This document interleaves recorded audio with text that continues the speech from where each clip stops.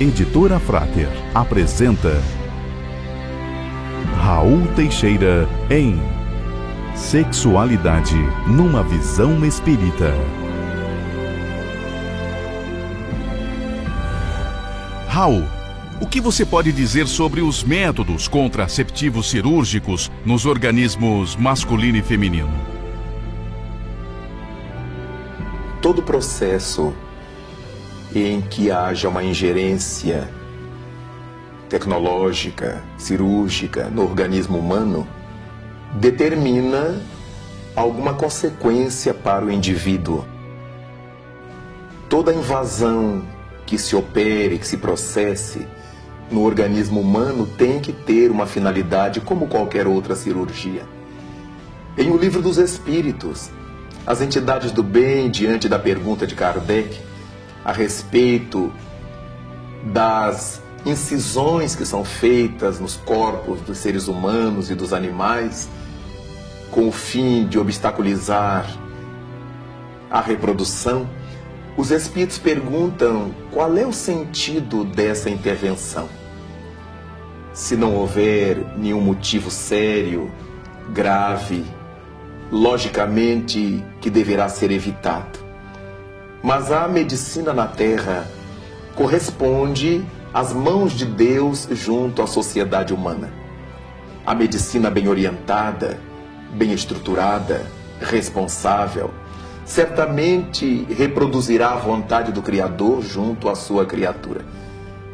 Todo médico tem o sentido de ética, de saber quando e por que recomendar aos seus pacientes a laqueadura, a vasectomia, nos casos em que isso seja necessário.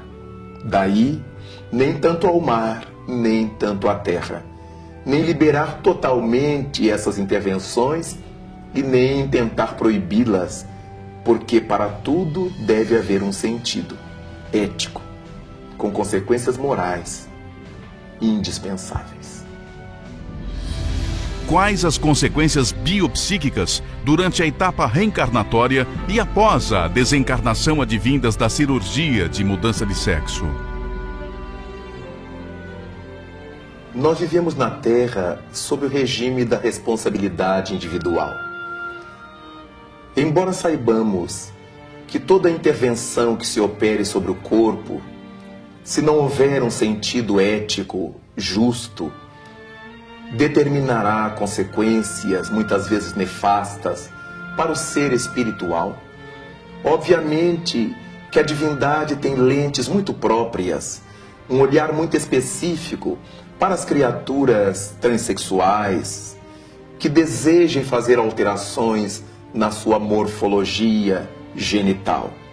A partir disso, cabe nos permitir que a providência divina analise cada caso, independentemente das análises que já tenham sido feitas pela ética médica, uma vez que nenhum médico realiza essa intervenção sem um sentido que ele analise e verifique que tenha razão de ser.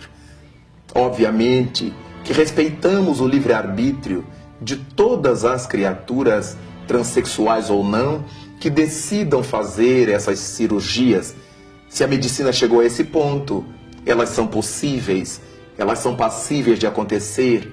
Nada obstante, todas as vezes em que incorrermos em determinado tipo de cirurgias, em determinadas buscas para modificar o nosso corpo, sem que para isso haja um sentido positivo, de acordo com as leis de Deus, todos teremos que herdar as consequências nefastas de tal atitude.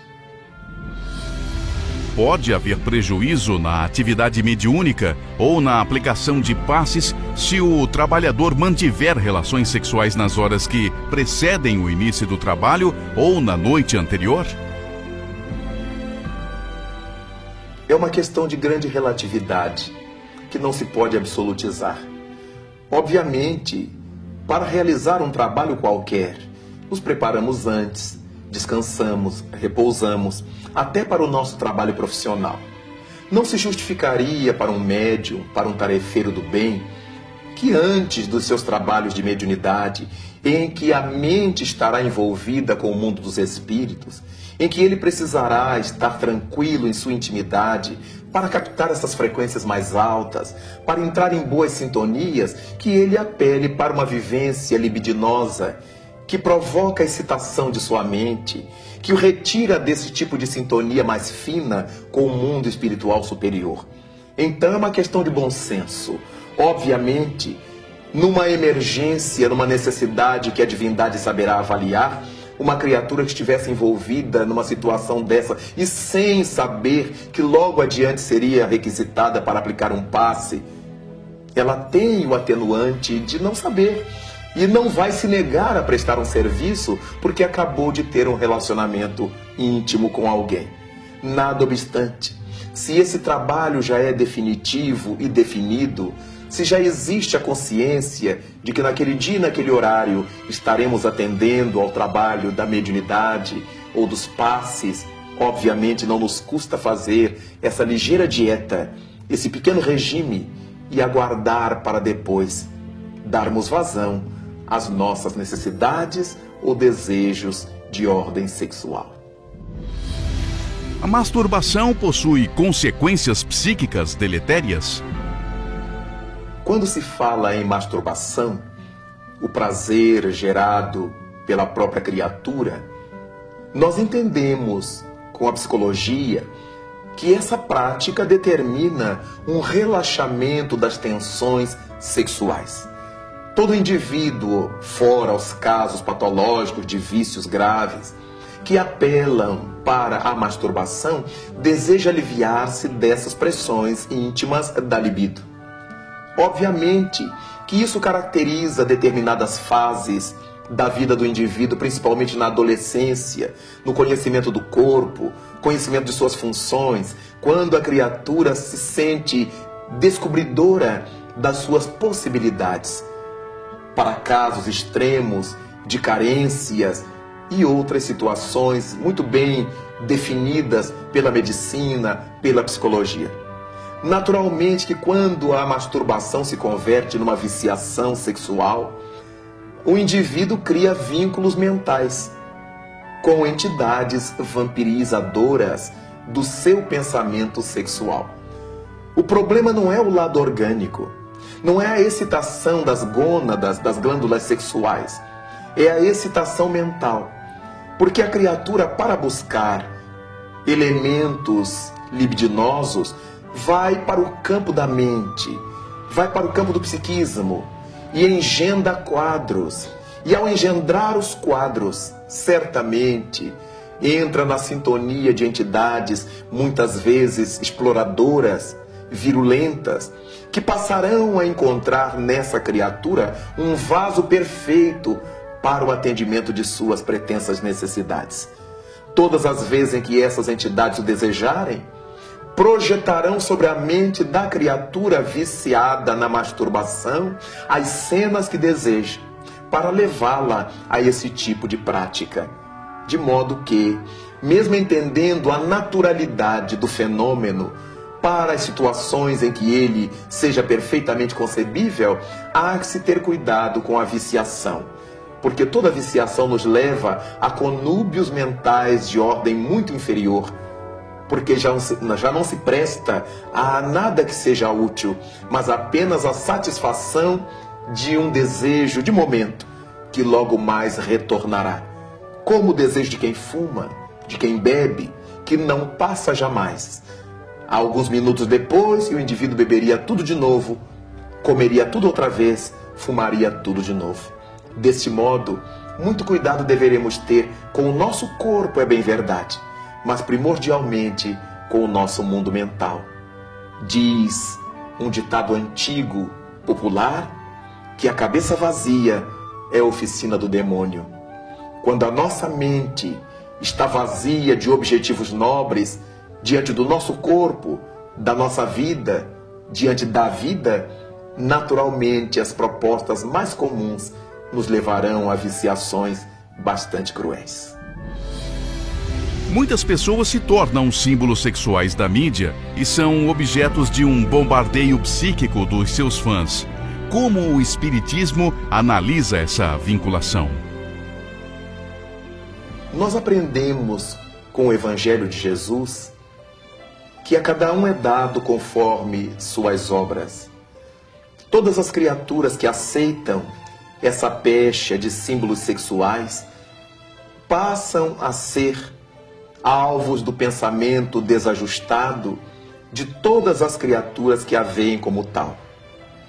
E desse modo, se elas se abrem para isto, se aceitam isto como uma grande honraria terrestre, passam a assimilar esses pensamentos nefastos, viciosos, que certamente acabam por lhes produzir patologias, enfermidades, dificuldades psíquicas variadas, levando muitas vezes a problemas de enfermidades graves, de fundo psicossomático.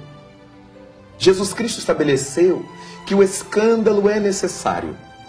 Ai, porém, daquele que provoque o escândalo. Se o símbolo sexual é o provocador de todos esses tipos de excitações mentais que se desbordam das mentes humanas sobre ele, ele absorverá essa onda nefasta, essas energias grotescas, esses fluidos envenenados. E é muito comum que apareçam lesões no aparelho genital, lesões nas glândulas sexuais, tormentas psiquiátricas, criaturas que passam a ter enxaquecas intermináveis, dores de cabeça, alucinações, sem saber que tudo isto é fruto dessa onda mental na qual se alimenta, na qual se nutre. Quando vemos nas bancas de jornais, nas bancas de revistas, as incontáveis revistas de nus, sejam chamados de nus artísticos ou nus eróticos, e vemos aquela quantidade de moças e de rapazes, de homens e de mulheres expostos ao desejo alheio, não podemos imaginar sequer o quanto de tormentos passarão a experimentar a partir do dinheiro que ganharam nas fotos eróticas que produziram. Porque, afinal de contas, a cada um é dado conforme suas obras. E se as nossas obras são de libidinagem, com o único interesse de despertar a excitação libidinosa das pessoas, nós recebemos na mesma contrapartida. Porque a toda a ação corresponde a uma reação de mesmíssima intensidade, mas de sentido oposto, como o bumerangue. Em ambientes públicos, muitas pessoas se cobiçam sexualmente. Quais as implicações espirituais desse comportamento? Todas as vezes que estabelecemos um contato sexual com alguém, seja de que ordem for, um contato físico, um contato mental, através do olhar, cheiro, qualquer reação que tenhamos ou que provoquemos uns sobre os outros na área da libido, na área da sexualidade, obviamente fechamos um circuito de forças com essas criaturas. Não foi à toa que Jesus Cristo estabeleceu que quando um homem olhasse com uma mulher com ideias lascivas, ele já teria adulterado com ela.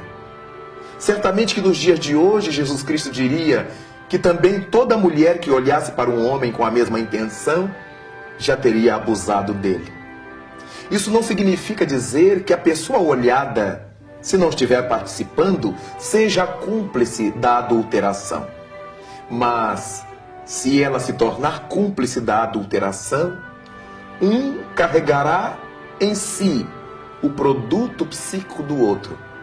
Eu carregarei energias do outro, ao qual cobiço em mim, e o outro que também me cobiça levará em si as minhas energias, meus fluidos.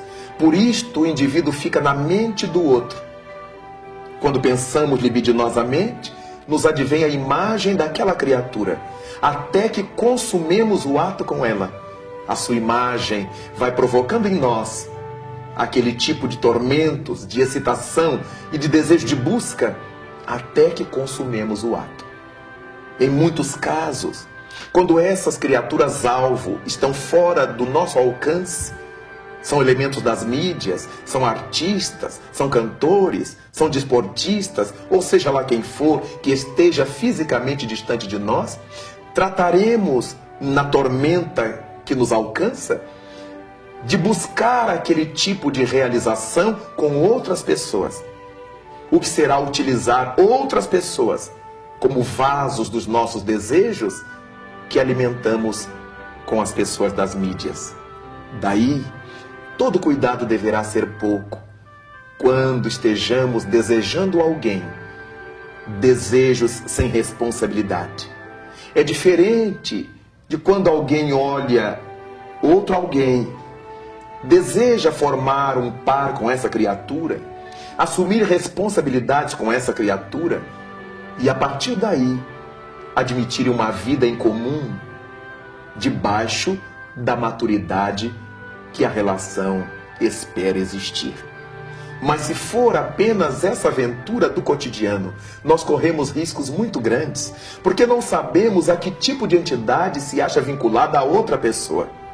Se ela é mais ou menos sexual do que nós, se ela é muito mais ou muito menos excitada ou excitável do que nós, e de repente entramos num contexto biopsíquico de graves consequências a partir de um enamoramento de momento, num elevador, num bar, numa cena qualquer da vida onde estejamos. Não se trata de apavorar as criaturas, de dizer que ninguém pode ter desejo sobre alguém, mas se trata de dizer que a nossa mente é poderosa, mas as mentes alheias também. Sonhos eróticos são indícios de transtorno sexual? Nem sempre os sonhos eróticos são indícios de transtornos de ordem sexual. Toda criatura humana vive fantasias eróticas em determinadas fases da vida ou durante toda a sua vida. O problema grande não é este. A questão é quando nós alimentamos de tal modo essas fantasias que passamos a ter sonhos eróticos com aquelas pessoas que cobiçamos no nosso cotidiano. Colega de trabalho, colega do clube, uma pessoa da família, esposas de outras pessoas, maridos de outras pessoas. E graças a esse poder da mente, nós passamos a ter sonhos freudianos. Sonhar com essas pessoas como se de fato elas estivessem tendo uma relação de intimidade conosco. O sonho vai se tornando agradável ou profundamente perturbador. Juramos que sonhamos com aquelas pessoas, quando muitas vezes entidades perversas se fazem mostrar com a expressão daquelas pessoas, para nos vincular cada vez mais a elas. Daí decorrem tantos crimes, tantos problemas graves na relação social e em função disto. E isso é tão antigo na humanidade que Santo Agostinho, do século II, já foi partidário de uma tese que era a tese dos espíritos íncubos e dos espíritos súcubos. Acreditava-se que os espíritos íncubos fossem demônios masculinos que durante as noites, durante os sonhos, viessem perturbar as mulheres humanas, e manter relações íntimas com elas. Enquanto que os demônios súcubos eram demônios femininos que viriam durante os sonhos perturbar os homens, mantendo contatos sexuais com eles.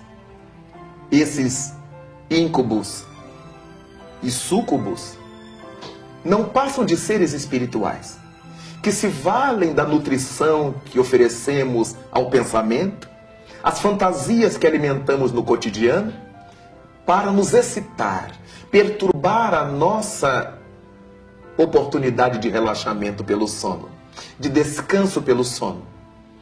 E muitas vezes essas pressões são de tal ordem que o indivíduo chega à ejaculação, o que nas fases jovens da vida são as poluições noturnas dos rapazes, ao longo da existência, pode ser provocado por essas insinuações espirituais, essas ações espirituais que são alimentadas pelas fantasias que nutrimos em nossa consciência.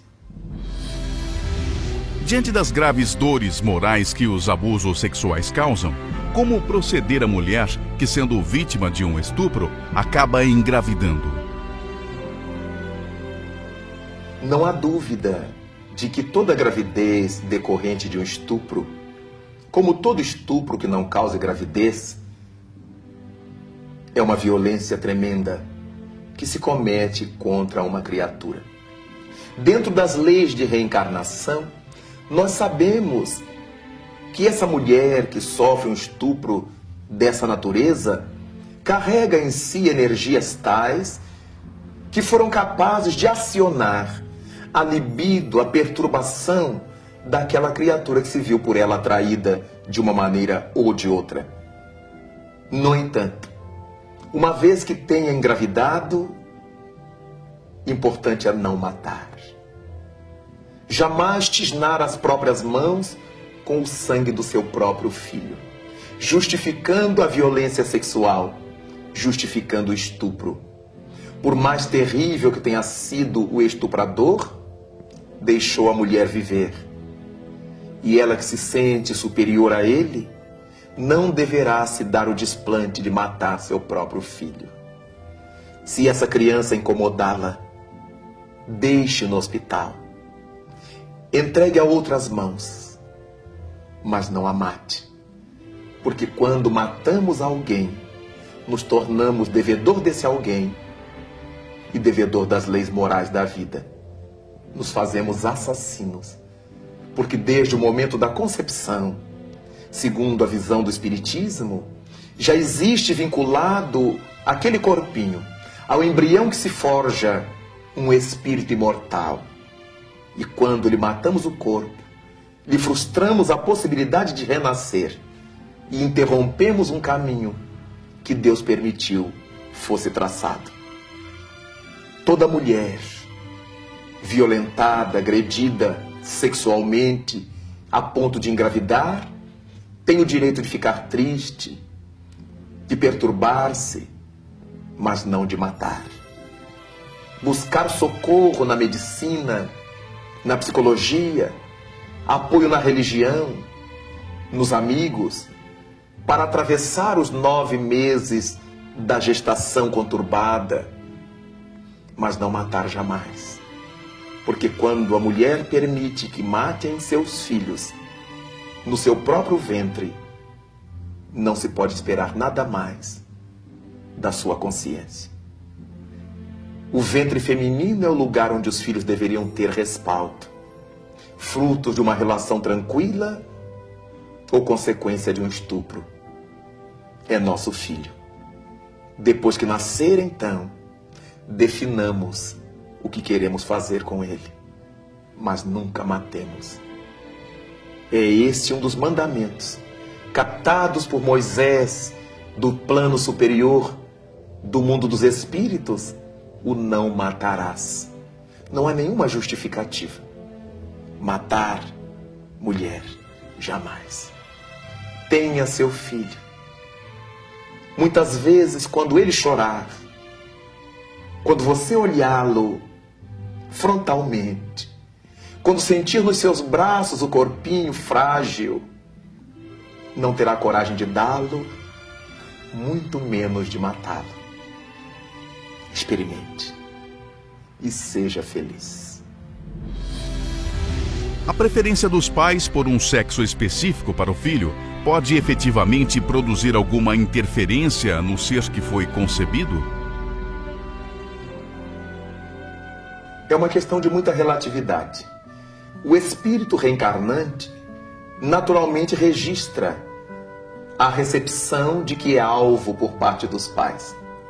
É muito natural que pai ou mãe, ou ambos, digam entre si ou digam para os amigos: ah, nós gostaríamos que viesse uma menina. Gostaríamos que fosse um menino. Isso é perfeitamente cabível. Mas, ao mesmo tempo, esses pais receberão com bonomia o filho que vier. Então, claro que isso não vai causar problemas sobre o espírito que se vê acolhido pelo amor, pelo carinho desses pais. Nada obstante, existem casais em que o pai rejeita a criança se não tiver nascido o sexo que ele esperava. A mãe rejeita o filho quando não nasceu com a morfologia que ela queria.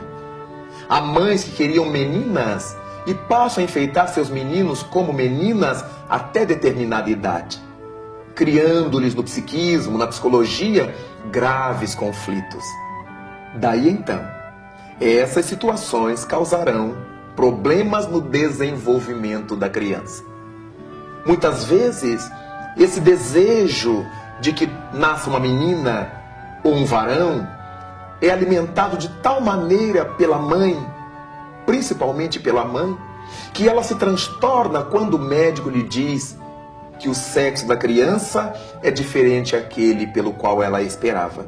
E desse modo, esse espírito passará a receber o sentimento de adversidade dessa mãe, o sentimento de adversidade desse pai.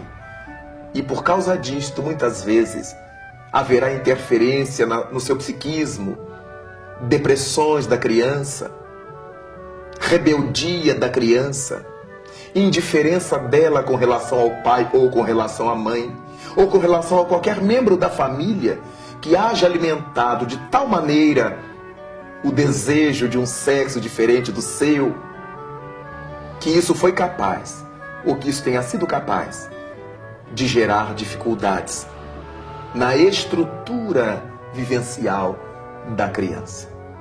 Nada obstante, vale pensar que todas as pessoas que engravidam têm direito de desejar, na sua fantasia familiar, eu gostaria de ter um menino, eu gostaria de ter uma menina.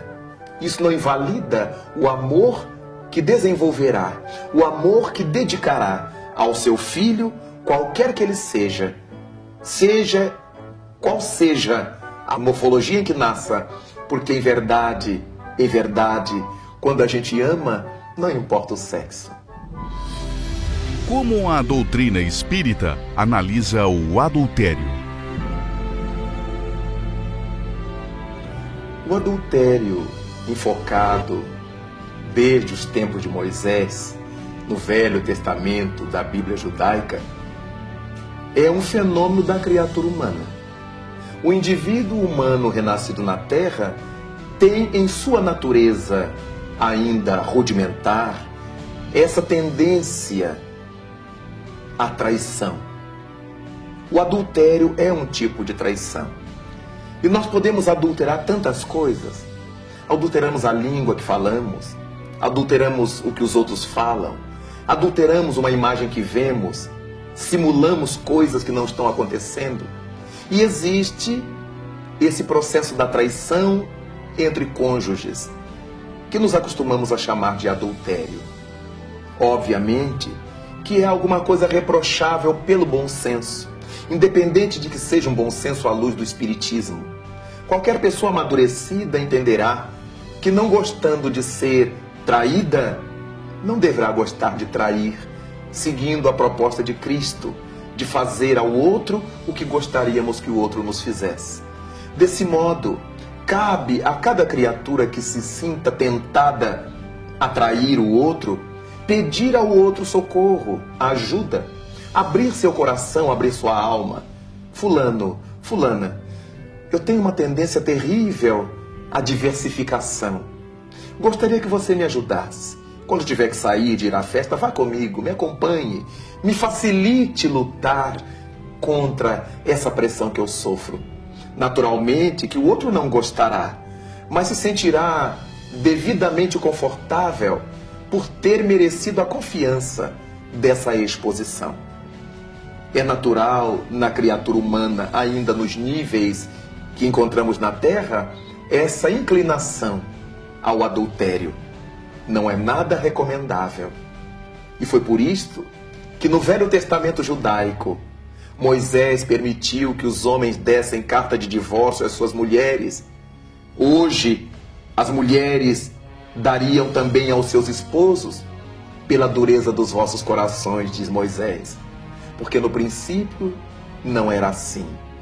Por causa da dureza dos corações é que Moisés permitiu que uma criatura deixasse outra, que o marido abandonasse a esposa numa sociedade machista como era a sua, e que hoje permitiria que também a mulher deixasse o seu esposo, quando houvesse esse nível alto de desrespeito e que o amor não fosse capaz de cobrir, de superar, de enfrentar. É notório que a chamada revolução sexual alcançou a grande mídia, com a crescente exposição de imagens e conceitos antes tidos como tabus ou tratados de forma restrita. Como deve ser entendida essa situação? Todas as vezes que as mídias entram na questão da sexualidade, costumam fazê-lo de forma deficiente. As propagandas governamentais estão sempre buscando resolver os efeitos, seja através de preservativos, seja através de coisas que não educam, apenas criam hábitos mascaradores. Seria importante que todas as mídias que adentrassem na questão sexual tivessem por trás de si indivíduos humanos educados a tal ponto que pudessem projetar o prazer e suas consequências. E ao invés de induzir as pessoas simplesmente ao uso das camisinhas, dos preservativos de que ordem for, também lhes ajudasse a suplantar o instinto, a reeducar o instinto, porque nós não somos irracionais. Nós sabemos que na hora em que temos fome, se devemos comer ou se devemos esperar um pouco. Se é para comer na hora em que a fome chega ou se é para nos alimentar horas depois. A criatura que raciocina deverá saber usar o que a mídia oferece, quando seja positivo, e descartar o que seja negativo. Neste capítulo, estamos encontrando o sexo através da internet. Quantos jovens são arrastados por essa caudal? Quantas crianças são mal formadas por esse incentivo? Quantos adultos se perdem, se prostituem psiquicamente, criando vícios terríveis no contato com a internet sexual? Afinal de contas, a tecnologia está na Terra para nos ajudar a viver melhor e não a nos atormentar mais. Desse modo, cabe a todos os educadores mostrar que, de fato, determinados canais midiáticos nos trazem prazeres, mas que esses prazeres estão atrelados a comprometimentos graves com a nossa própria Constituição. Não é que Deus nos vai castigar, não é que os espíritos nos vão molestar, é que nós não nos sentiremos felizes, porque ao criarmos vícios, teremos a necessidade de satisfazê-los a cada hora, a cada momento, como quem joga, como quem fuma, como quem bebe alcoólicos, como quem usa drogas fortes. Será mais difícil o controle. Na sexualidade, as coisas não se passam diferente. E isso também se dará.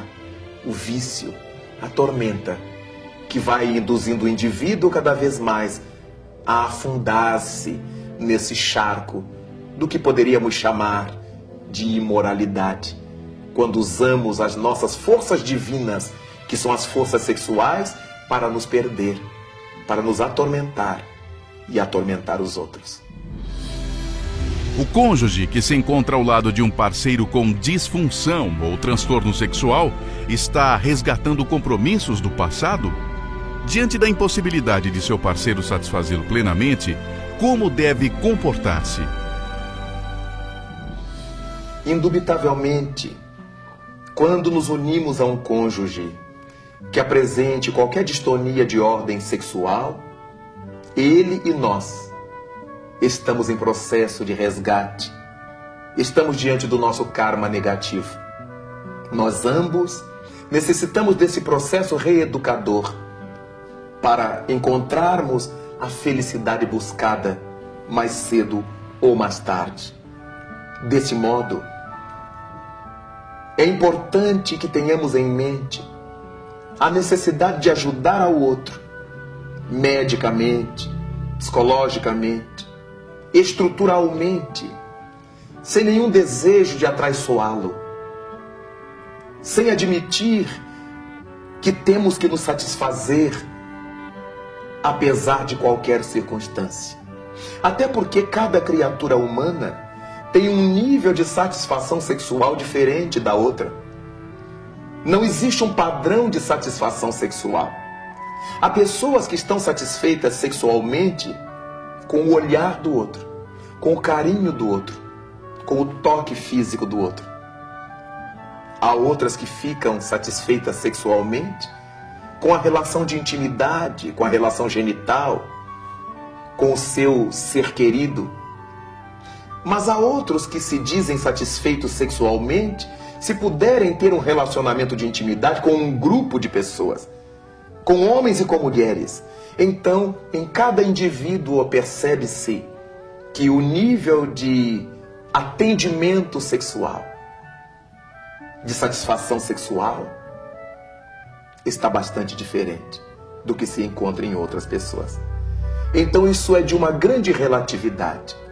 Quando nos unimos a alguém por amor, e esse alguém apresenta-se incapaz de nos satisfazer aquilo que desejamos, o respeito diante da visão de Deus deve nos fazer seguir ao seu lado, apoiando-o, sem frustrá-lo e sem frustrar-nos, reeducando a nossa libido, reeducando a nossa sexualidade, em nome do amor que sabe renunciar. Naturalmente que vivemos num mundo como o nosso, de provas e expiações, e que certamente a criatura humana terá que dar conta desses compromissos quando ela não consiga respeitar o tálamo conjugal, respeitar o cônjuge comprometido com problemas de saúde sexual. Cada qual vai responder por si, e a divindade analisará por meio de suas leis aqueles que já teriam condições de se suplantar e não o fizeram, e não o conseguiram, e aqueles que não tinham condições e se deixaram arrastar pelo rio das vicissitudes na sexualidade. Será sempre importante que quando o nosso cônjuge apresente disfunções, o respeitemos. Até quando pudermos estar liberados desse compromisso para assumirmos novos compromissos, realmente sob o signo da felicidade. O que devemos entender da postura de dois parceiros que, sem ter compromissos afetivos sexuais com terceiros, mantêm entre si relações sexuais, cientes de que o relacionamento deles não resultará em uma convivência duradoura? Este é um quadro muito comum no mundo em que nós vivemos. Pessoas se conhecem, passam uma noite, passam dias, ficam, encontram-se. Não há maiores compromissos, apenas o desejo que um tem para com o outro. É óbvio que este projeto não faz parte das leis divinas. Este é um projeto que faz parte dos hábitos humanos. A divindade os compreende, sem dúvida, pelo nível de evolução em que nos encontramos. Mas nós criamos vínculos que seriam dispensáveis com criaturas que muitas vezes nada tem a ver com a nossa vida, nada tem a ver com a nossa realidade espiritual. Mas por causa daquele momento de prazer que se deseja ter, sem compromissos, em nome dessa liberdade atitudinal, nós criamos tantos amarramentos, tantas amarrações para um futuro complicado. Porque todas as vezes que fazemos sexo com alguém, fechamos um circuito de forças com esse alguém. Passamos a nos nutrir das energias dessa pessoa e ela das nossas. E é por causa disso que antes que queiramos fazer um sexo sem qualquer compromisso, analisemos bem se seremos capazes de depois suportar as consequências desse relacionamento, que verdadeiramente não sabemos quais serão, porque não podemos jamais imaginar as consequências de nossas atitudes sobre a mente do outro com quem nos relacionamos. Às vezes garantimos por nós, mas não conseguimos garantir pelo outro. Vale a pena, a partir disso, pensar bastante, como pessoas adultas, maduras, responsáveis, se conseguiremos dar conta depois das consequências desses nossos atos. Alguns benfeitores espirituais recomendam educação e controle para o sexo. Terapeutas sexuais defendem a liberação de forma responsável. À luz do Espiritismo, como devemos analisar essa questão? Essa formulação se parece paradoxal, porque se, ao mesmo tempo, algumas correntes de terapeutas não admitem o controle por ser castrador, mas dizem que a relação deve se dar em nível de responsabilidade, toda responsabilidade é castradora. Toda responsabilidade já me diz que eu não devo fazer o que eu quero, devo fazer o que deva. Então, é apenas uma questão de ponto de vista, mas estamos falando a mesma coisa. Quando os espíritos falam de controle, é de responsabilidade. Nós poderemos viver as experiências sexuais com quem nós quisermos e que quiserem fazê-la conosco. Mas teremos que ser responsabilizados por esse relacionamento.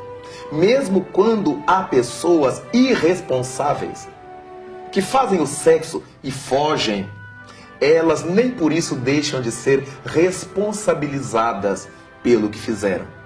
O temperamento, o comportamento foi de grande irresponsabilidade, mas elas ficaram responsabilizadas, comprometidas diante da consciência cósmica que pulsa na sua própria consciência. Daí então, quando nós falamos com a linguagem dos espíritos que é necessário educação e controle, e alguns terapeutas, conforme a questão referida, se referem à responsabilidade de acordo com a boa convivência social, essa responsabilidade, para que seja de fato, tem que estar calcada no autocontrole. Todo indivíduo responsável é o indivíduo que se sabe controlar, que se sabe posicionar diante das coisas, para retirar das coisas os melhores resultados para a sua vida. O chamado sexo seguro é massivamente promovido através de campanhas de prevenção das doenças sexualmente transmissíveis, tratando da consequência e não da causa do problema. Essa é uma atitude responsável? Todas as campanhas massivas que temos testemunhado em nossa sociedade, venham elas de órgãos governamentais ou não, de fato elas procuram atender às consequências. Isto porque existe um desnivelamento muito grande entre a questão do comportamento dos indivíduos e a educação. Estamos numa época em que a educação tem sido mais um discurso interesseiro, oportunista, do que uma prática vivencial. Desde o cerne da família, a questão educacional vai sendo deixada de lado pelos pais, por muitos pais, pelos responsáveis pela educação infanto-juvenil. Por parte das autoridades nem se fala. Numa busca ansiosa por números, por estatísticas, nós vamos verificando que a verdadeira educação popular vai ficando em segundo e em terceiro planos. De modo que quando ouvimos falar de preservativos, de camisinhas, são problemas consequenciais. Deveríamos trazer à baila a questão educacional. O que é o sexo? Com quem vivenciar-se o sexo? O ser humano não pode ser uma máquina de prazer. A criatura humana não pode ser buscada apenas para o prazer. Ela tem em si outras dimensões espirituais, artísticas, sensoriais, sentimentais, que fazem com que a criatura humana tenha outros valores. Não podemos olhar para uma pessoa e ver-lhe o corpo. Temos que aprender a ver na criatura que a gente gosta, que a gente admira, a sua mente, a sua sensibilidade, a sua estesia, a sua arte, a sua inspiração, para que essa pressão sexual que envolve a criatura na sociedade possa diminuir um pouco. Sabemos que o sexo é a energia criadora, é a presença de Deus no mundo. E por causa disto, admitimos que, como todas as coisas de Deus no mundo que fazemos mau uso, fazemos também mau uso do sexo. A nossa visão, a nossa audição, a nossa fala, tudo usamos de maneira indevida. Todos os recursos que Deus nos concedeu, usamos muitas vezes de forma negativa, de forma ruim para a nossa existência. Mas não foi para isso que Deus nos las deu. Não podemos ter vergonha da sexualidade, porque Deus não teve vergonha de criar o sexo. Logo, é uma coisa bonita, é uma coisa bela, que tristemente a humanidade aprendeu a fazer mau uso, e muitas religiões trataram de colocar-lhe um peso tão grande como coisa diabólica, que passamos a ver o sexo nesse ambiente escuro, nesse desejo de fazer às escondidas, sem olhá-lo de frente e verificar que ele é a presença da vida em nós. Daí caberia às nossas autoridades, quando formadas por pessoas de bem, trabalhar a educação das comunidades, ensinando o que a sexualidade representa. Mas, por outro lado, num mundo materialista, numa sociedade materialista, o sexo vem sendo visto apenas como fonte de prazer. Não existe essa correlação entre a sexualidade e a vida espiritual, entre as estesias da alma e a boa experiência sexual. Desse modo, é muito difícil entender que o trabalho de Gandhi na Índia, libertando seu povo, era um trabalho que envolvia sexualidade, masculinidade, não machismo, masculinidade, energia, força. O trabalho de Madre Teresa de Calcutá na Índia é um trabalho que envolve sensualidade, sexualidade, força, feminilidade e não feminismo. Afinal de contas, é a partir dessas criaturas que tantas coisas boas foram construídas, foram erguidas, foram levantadas. Quando vemos a nossa sociedade totalmente imersa na sexualidade, totalmente mascarando as coisas formosas de Deus com nossos impulsos imediatistas da terra, é claro que isso nos causa preocupação. Mas todos nós estamos enleados nessa teia sexual. As propagandas, as músicas, a arte, todas estão permeadas pela sexualidade. Nem sempre de boa índole, nem sempre para ilustrar a alma e para fazê-la melhor.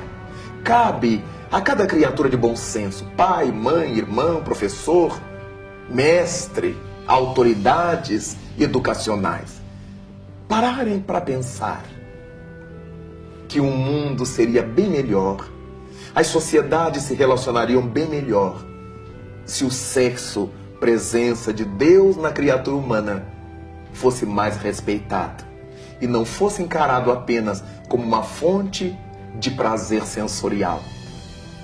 É por causa disto que, quando vemos essa propaganda massiva em cima dos efeitos, em cima das consequências, sentimos muita falta de um trabalho estrutural, um trabalho de base em torno dos fundamentos da sexualidade. Tratando de sexualidade, muitas vezes nos vem à mente a questão do sexo biológico. O que devemos entender por orientação sexual? A orientação sexual é a bagagem da alma ao ligar-se ao corpo físico. Quando nós olhamos o Livro dos Espíritos, na questão 202, Allan Kardec pergunta: quando no mundo espiritual, o que prefere o espírito? Nascer como homem ou como mulher? Aí está uma questão bastante importante, uma pergunta notável. E os espíritos respondem para o codificador que pouco importa. O que importa para o espírito que vai nascer na Terra é o gênero de tarefa que ele terá que enfrentar. De acordo com a tarefa que ele tenha que desempenhar no mundo, um corpo feminino poderá ser-lhe mais útil do que um corpo masculino, ou vice-versa. Então, para o espírito, desembocar suas energias num corpo de homem ou num corpo de mulher dependerá do tipo de atividades que ele venha para realizar. Com isto, quando a criatura renasce, existem fatores familiares, educacionais, fatores internos que determinam a sua orientação sexual. É a partir daí, quando a criança se desenvolve e entra na adolescência, que ela fica naquele lusco-fusco, naquela dualidade de inclinações, ele vivencia as experiências com seu pai, com outros homens, com sua mãe, com outras mulheres, e se identifica mais com um, mais com outro ou com ambos. E a partir daí, para muitos espíritos, surge a chamada orientação sexual. Alguns se tornam homossexuais. Significa que o que lhe satisfaz a mente é a energia masculina. E se eles carregam um corpo masculino, eles se tornam homossexuais. Porque eles gostam da energia do mesmo sexo. Se tratar de uma menina que encontra essa alimentação numa psicologia feminina, naturalmente ela será homossexual. Haverá outros que se identificam tanto com um, tanto com outro e poderá adotar uma inclinação bissexual. Para a sua atividade sexual, libidinosa, tanto faz o relacionamento com homens quanto com mulheres. Para eles o prazer, a experiência os levará ao mesmo lugar. Então são chamados de bissexuais. E há dentro dessa questão de orientação sexual variados caminhos que a alma pode escolher para percorrer. Não se trata de serem endemoniados, doentes, encapetados. Não se trata disto. Trata-se de uma alma num processo de experimentação, de vivências, de lutas, de conquistas, que fará com que ela se defina para levar a sua vida adiante. O que pesa na questão sexual não é a orientação se o indivíduo é hétero, é homo, é bissexual. O que importa é o seu caráter. É a maneira como ele vive, como ele enfrenta a vida, como ele realiza a sua existência. Na nossa sociedade, existe um hábito muito cruciante, muito negativo, que é aquele de nós analisarmos as pessoas por sua orientação sexual.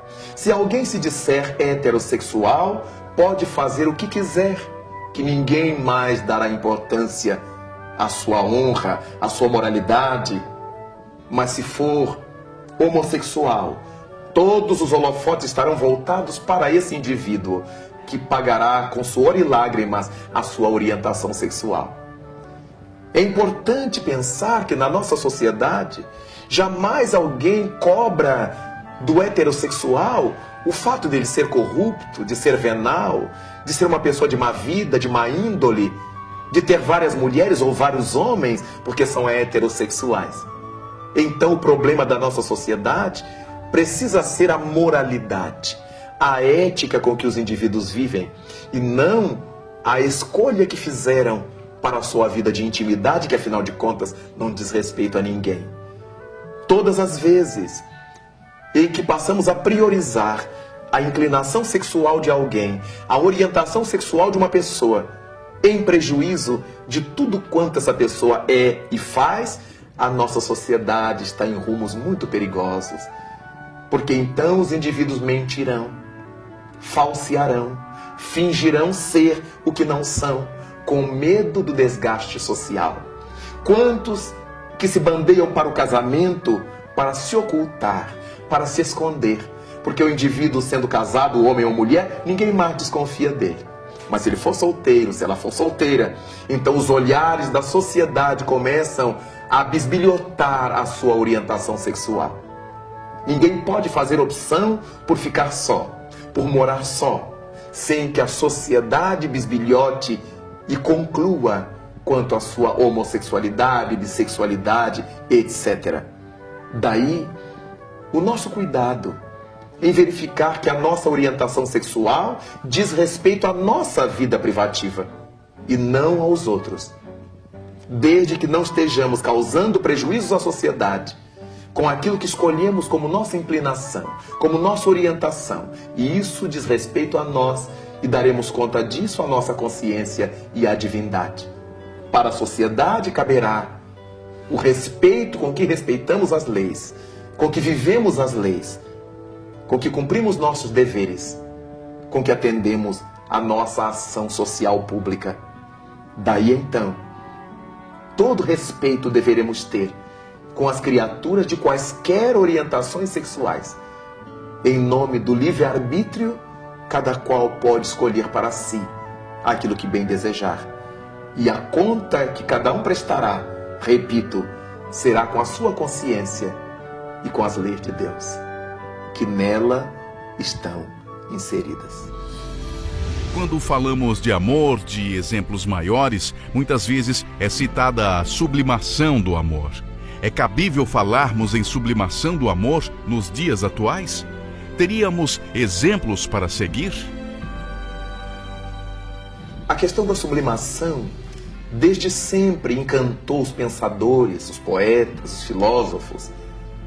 E Sigmund Freud teve ensejo de definir, nos seus estudos psicanalíticos, a questão da sublimação sexual. Estabelece Freud que muitas almas humanas, muitas criaturas humanas, podem abrir mão da vivência sexual, libidinosa, genital, para dedicar essa sua energia a uma obra social de peso, a um labor para com a sociedade, a uma arte, a uma outra estesia qualquer. Alguém poderá abdicar da vida libidinosa, da vida sexual genital, em prol de alguém, em prol de criar crianças num lar de orfandade, de cuidar de idosos, de atender à tarefa da música, da arte, em qualquer das suas expressões, sem que isso a desmobilize como criatura humana. Pelo contrário, isso lhe trará estesias diferentes. Analisando Freud, podemos entender que esses indivíduos que sublimam suas energias da libido estão encontrando um outro caminho para a sua satisfação sexual, já que a energia sexual é a presença de Deus em nós. É graças ao sexo que nós recriamos, que somos co-criadores com Deus. Por causa disto, a sublimação é possível mesmo nos dias de hoje. Quando víamos o sacerdócio organizado, em que as pessoas faziam um juramento de viver castas, sem relação sexual.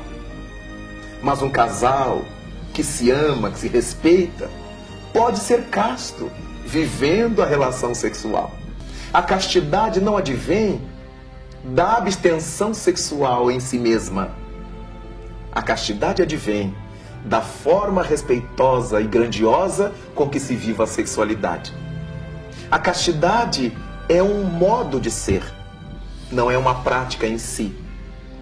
Há muita gente que é casta para a sociedade, porque não se casou, porque recebeu ordens religiosas, sejam quais forem, mas tem uma vida mental libidinosa, prostituída, atormentada. Logo, elas não são espiritualmente castas. Enquanto há homens e mulheres que não abriram mão de sua relação íntima de sexualidade, mas fazem-no com tamanho amor e respeito de um para com o outro, que o seu relacionamento é casto. Mas encontramos na nossa sociedade exemplos como os de Francisco de Assis e Clara de Assis. Amavam-se profundamente, sem conotações carnais. Eram irmãos de Assis, eram amigos, eram namorados espirituais. Encontramos nessas almas exemplos notáveis de sublimação. Francisco dedicou-se aos pobres de seu tempo, como Clara aos leprosos de sua época. Encontramos esse tipo de sublimação em Madre Teresa de Calcutá, em Francisco Cândido Xavier, em Divaldo Pereira Franco. Homens e mulheres que abdicaram de ter a sua própria família corporal, seus filhos da carne, para tratar dos filhos dos outros, dos pais dos outros, das famílias dos outros. Porque em verdade na Terra todos somos uma só família. A sublimação da sexualidade nos faz verificar isto de modo muito mais intenso. É possível sim dedicar a nossa libido a uma causa formidável do bem. E isso não impede que os indivíduos casem-se, que os indivíduos constituam família consanguínea e possam viver dignamente a sua libido, o seu erotismo, a sua sexualidade. Porque tudo isso envolve amor. E o amor é a presença de Deus junto a nós. Segundo o evangelista, o amor é o próprio Deus.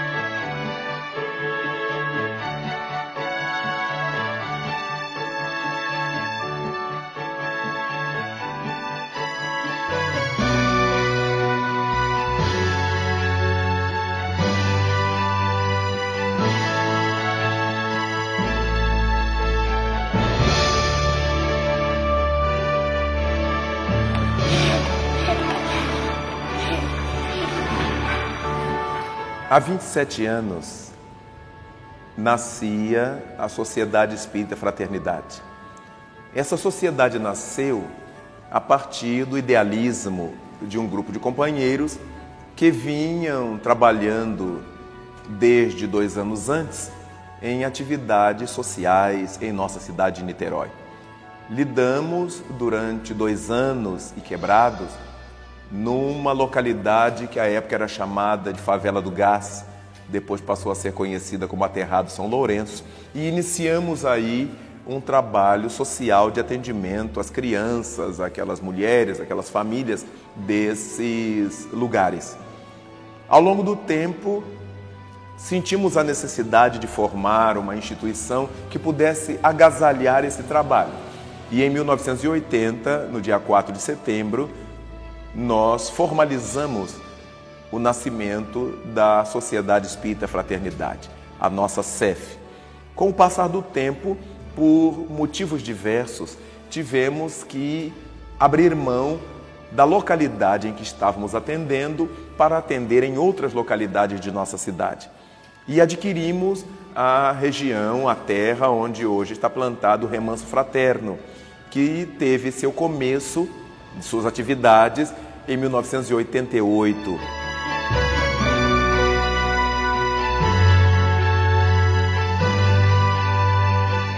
Eu já conheço o Remanso há mais de 10 anos, 12 anos talvez. Eu trabalho foi criado aqui o Remanso Fraterno, né? A gente dava aula ainda na sombra das árvores, então isso já tem uns 17 anos. Daí então, o Remanso Fraterno, que parte para completar 20 anos, certamente é o nosso polo de aplicação, de trabalho prático relativamente a tudo isso que vamos aprendendo na doutrina espírita.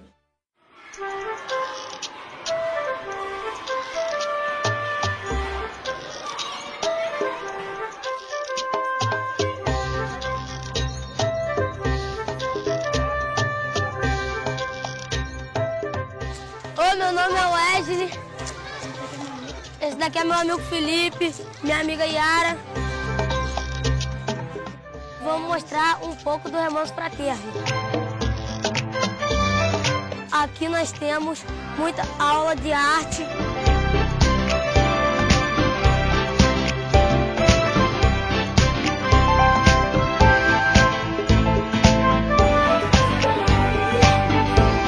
Aula de educação física. Aqui é o recreio, ali é a casinha onde que a gente brinca. Ali é a cozinha.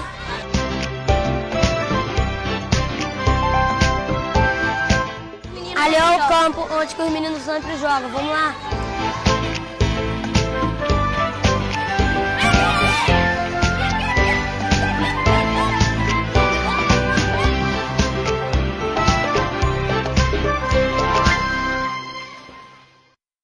A proposta fundamental do Remanso Fraterno é dar a essas crianças socialmente carentes a possibilidade de que saiam das ruas, do crime, do vício, das drogas, da prostituição, tão comuns entre os infantis nesses tempos das nossas sociedades. O papel do Remanso, eu diria que hoje é fundamental na comunidade do bairro de Várzea das Moças e do entorno, porque é um trabalho que valoriza o que as famílias têm de melhor.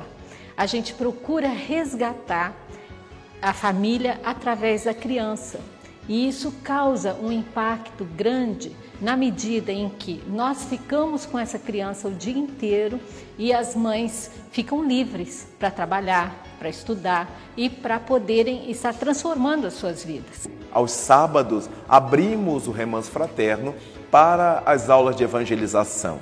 E nesses sábados, os pais, que são sempre perenemente convidados, comparecem, fazem aprendizados, as mães aprendem uma série de coisas nas nossas oficinas, enquanto há um grupo que cuida dos bebês daquelas mães que precisam assistir às aulas, às reuniões e tem as crianças pequenas. Chamamos o Cantinho do Bebê, afetivamente, aquele grupo de pessoas que cuida dessas crianças no Remanso Fraterno enquanto as mães estão assistindo às atividades. Ao longo da semana, elas têm o acompanhamento da educação física, trabalham com os professores de educação física que procuram dinamizá-las para que estejam em boas condições físicas desde a sua infância. O trabalho odontológico do Remanso Fraterno faz fundamentalmente um trabalho de base, um trabalho profilático. Aplicamos nas nossas crianças o flúor à sua dentição e já batemos recorde de quase 3 anos sem que uma única criança apresentasse qualquer cárie. O trabalho médico e psicológico do Remanso Fraterno também funcionam nessa área preventiva, na área da instrução doméstica, na área da educação das famílias, para que essas famílias consigam manter minimamente esses padrões de acompanhamento da criança. Estamos cada vez mais levando para o Remanso Fraterno esses pais para que participem conosco dessa empresa de levantar as crianças no rumo de Jesus. E também os exemplos que o Remanso promove na sociedade, né, de preservação ambiental, de atitude na área de educação. As crianças, elas são admitidas a partir dos 2 anos e meio, né, e ficam até o 5º ano. Como algumas chegam nesse percurso, né, já com alguma defasagem, né, de repetência e coisa e tal, a gente tem uma média de 11, 12 anos de idade. Então é mais ou menos essa época que a criança está deixando o remanso. Sabemos que toda a doutrina espírita que nós estudamos, que nós aprendemos, não terá sentido se não servir para a nossa autotransformação para Jesus e, naturalmente, se não nos ajudar a ser fraternos, a trabalhar junto ao nosso semelhante. É evidente que quando a gente faz com amor, né, o trabalho sempre sai bem feito. Mas na instituição espírita, a gente, além de ter o respaldo da doutrina espírita, a gente conta também, né, com o apoio dos amigos espirituais e a coisa flui muito melhor. A cada dia a gente aprende alguma coisa a mais sobre a vida, alguma coisa a mais sobre Deus, sobre a justiça divina, sobre a bondade, sobre as leis que nos regem.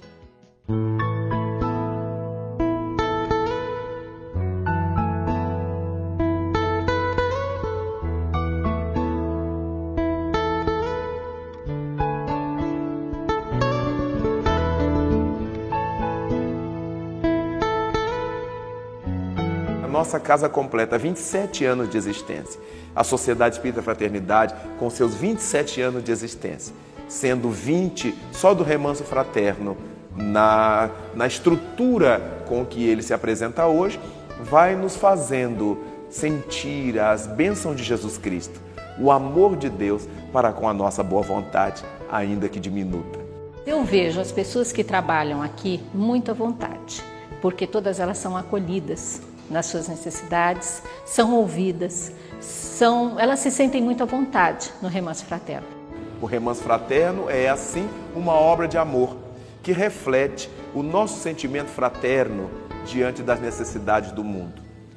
Se ligar no papo e curtir que eu vou dizer, eu estudo no Remanso, o Remanso vai valer. Se ligar nesse papo e curtir que eu vou falar, eu sou o Mano Pucá, eu fecho o contatar.